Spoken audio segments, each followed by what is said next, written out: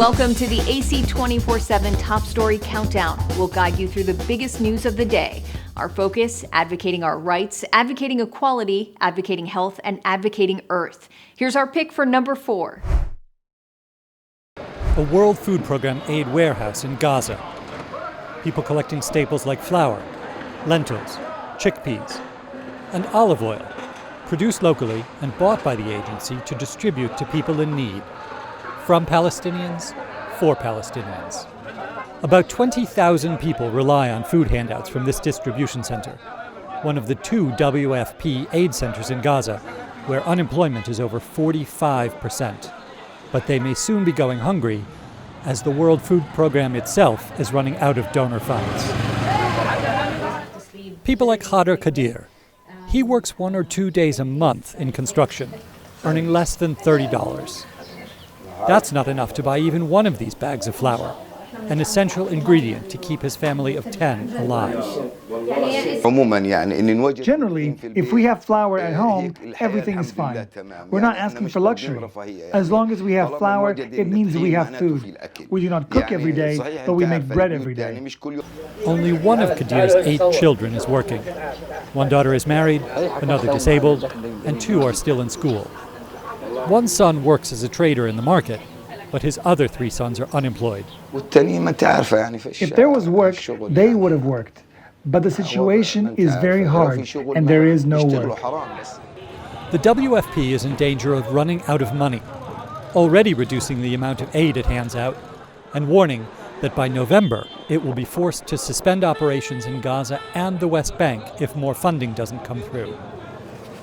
That would be a nightmare for Samar Al-Bayyouk, who shops in WFP-approved stores with a card issued by the aid agency, rather than getting commodities from a warehouse. If this help stops, my whole life will stop. I know people that stopped having it, and I can see their lives just stopped. If they tell me one day that I will stop getting it, I might have a heart attack on the spot. Al-Bayyouk supports a family of 7. And the WFP aid means she can buy meat, cheese, salt, even jam and chocolate for her kids. Until recently, the WFP supported 275,000 people in Gaza this way. But with money running short, first they cut the amount of money each recipient got, and then started cutting people off completely. Al-Bayyouk doesn't know what she will do if that happens to her. I wouldn't be able to buy all this without the voucher. I may buy one thing, and some days we may stay without anything. Without this voucher, we cannot live. She's far from alone. 2 out of 3 of Gaza's 2 million plus people struggle to put food on the table. And unless donors come up with the $41 million the aid agency says it needs for Palestinians by November, Gaza and the West Bank may not have the World Food Program to help. TheAdvocateChannel.com looks at the world through the lens of equality and inclusion. Subscribe, like, and share now. AC 24/7's Top Story Countdown continues with our producer's pick for number 3. The Department of Health and Human Services declared the end of the COVID-19 public health emergency on May 11th. But the virus itself never faded away. All regions of the country are showing increases in hospitalizations. Medical experts say one reason for this rise? Many are avoiding the outdoors to beat the grueling summer heat. And when you're inside, the ventilation's different. People are closer together.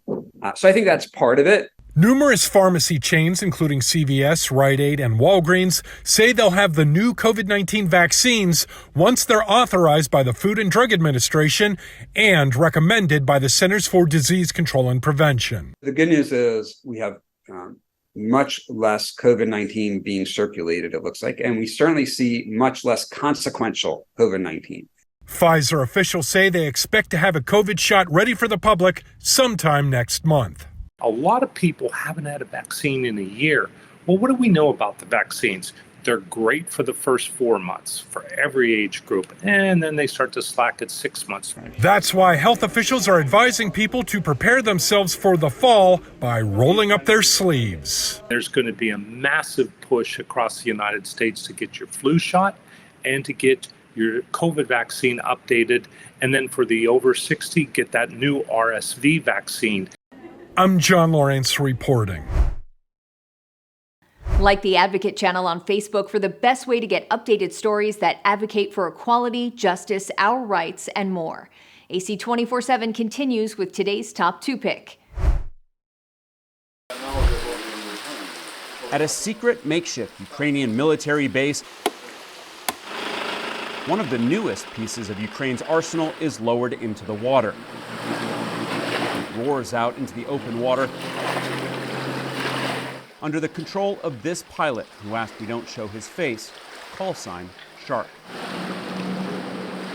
This is Ukraine's latest sea, or surface, drone, designed to attack Russia in the Black Sea. They've never been shown to the public before. This model is armed with 300 kilograms, or almost 700 pounds, of explosive and can hit a target 800 kilometers, 500 miles away.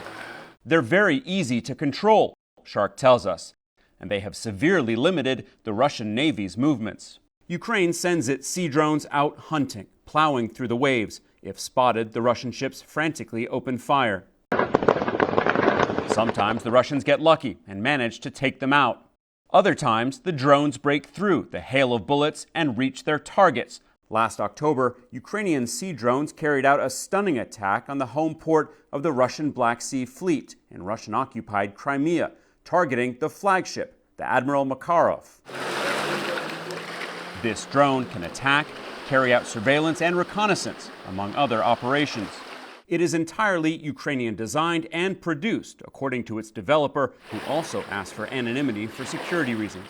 How effective are the Russian defenses against these drones? Not effective. The equipment they have on their ships is designed to attack other ships. They can't hit such small drones. These are faster than anything else in the Black Sea. A stunning pre-dawn attack last week on Russia's Kerch Bridge shows the havoc they can wreak. The bridge, which is a vital supply line from Russia to Crimea, was hit by 2 drones and left heavily damaged. In response, Russia said they launched days of intense strikes on seaside Odessa, alleging that the Ukrainian port city houses the sea drones. Russia's equipment is from the 20th century, and ours is from the 21st. There are 100 years between us.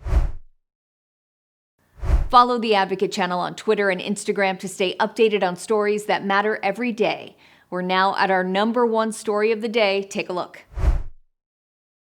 Terrifying images from the FBI show the makeshift cell in an Oregon home where a woman says she was held after being sexually assaulted. She took the substantial steps to force her way out of that cell, and then she ran out into public, flagged down the first vehicle she could find. The victim's focus, actions, and her will to survive triggered a law enforcement response that may have actually saved many other women from a similar nightmare. Police tracked down the suspect, 29-year-old Nagazi Zubari, using cell phone technology. We were able to get Zubari into custody in Reno, Nevada the following day. The FBI says Zubari posed as an undercover police officer in Seattle and told his alleged victim she was under arrest. They add he then handcuffed and shackled her before driving over 7 hours to his home in Klamath Falls, Oregon. Police found evidence like this crude drawing with notes of digging a deep hole and building materials, and a checklist entitled Operation Takeover. We believe there may be more victims, and it is believed he may have used several different methods to gain control of his victims. Federal investigators say Zubari has lived in at least 10 states since 2016 and has been linked to multiple violent assaults. He's been charged with kidnapping and transportation with intent to engage in sexual activity, according to court filings Wednesday. I'm Laura Aguirre reporting. Thanks for watching the Advocate channel's top stories. We're on Facebook, Twitter, TikTok, and YouTube. Follow, like, and share, or check out advocatechannel.com for even more stories that advocate for you.